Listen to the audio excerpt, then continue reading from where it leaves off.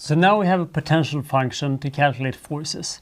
The other part I'm going to need some sort of algorithm or recipe for how to get from acceleration to velocities to positions. Purely mathematically speaking, that is easy. It's just I have a derivative and I need to do the opposite process, and that's called integration. So I'm going to need to come up with a way to do integration.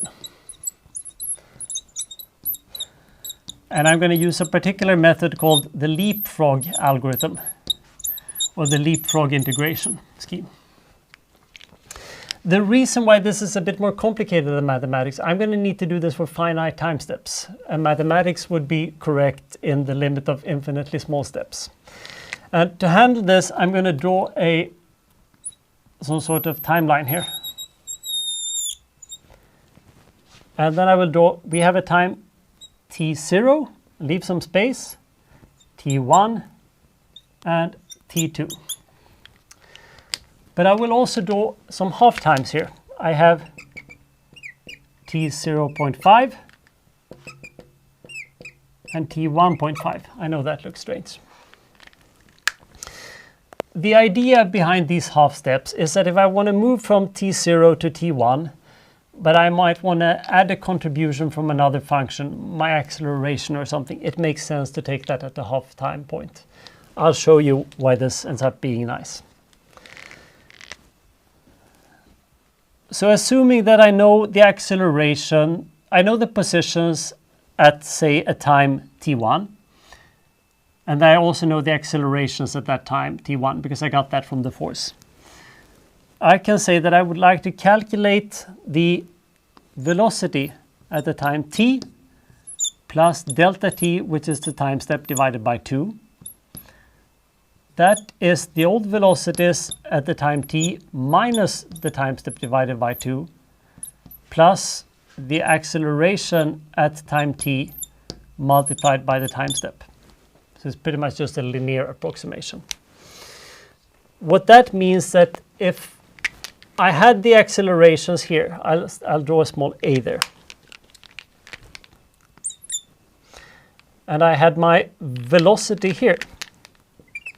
So what this effectively means that velocities at the previous half time step is jumping over here to a new velocity at t plus half a time step.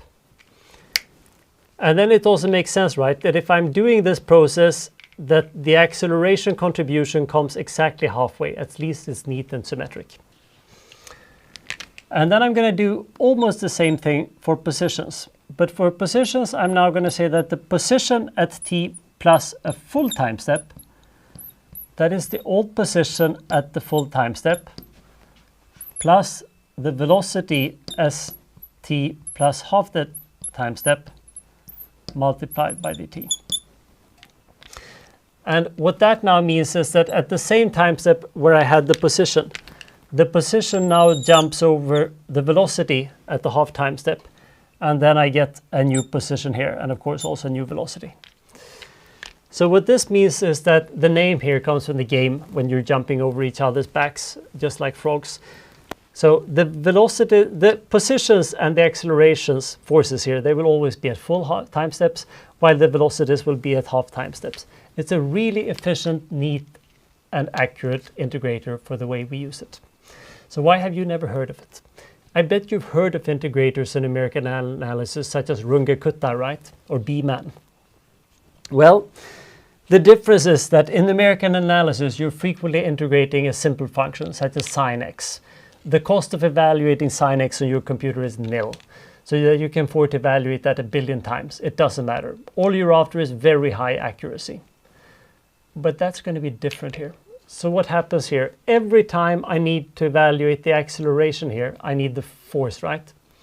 But the way I got the force was to evaluate that very large potential function involving all bonds, angles, torsions, non-bonded interactions, the Coulomb interactions. It's going to be very expensive for me to evaluate the value of my function here. So while my goal here is not to get velocities or positions with 15 decimals, I don't really care. I don't know the velocities that accurately anyway. But it's going to be imperative for me that I can take long time steps. And all those other integrators you know of, they end up being accurate because they take very small time steps. That's the opposite of what I want. While Leapfrog ends up having a very nice property that it has small errors at large time steps. So if I were to draw a function, say sine x, Leapfrog has the property that it's able to do a very good integration of such a function with roughly 5 points per period. There might be some short-term error here, because Leapfrog might not exactly integrate this function, but it's going to integrate a pseudo function that's close to it. And the point is, it will not start to deviate. It will stay close to this as long as you have roughly 5 points per oscillation. And that means that Leapfrog for us is really optimized to take long time steps. Why is that important? Well, remember that I said that we're limited by computing power. If my time step can be 50% longer, I effectively get 50% better total performance. That's a huge difference to me. And that's why molecular simulations tend to use Leapfrog rather than super accurate short-term integrators.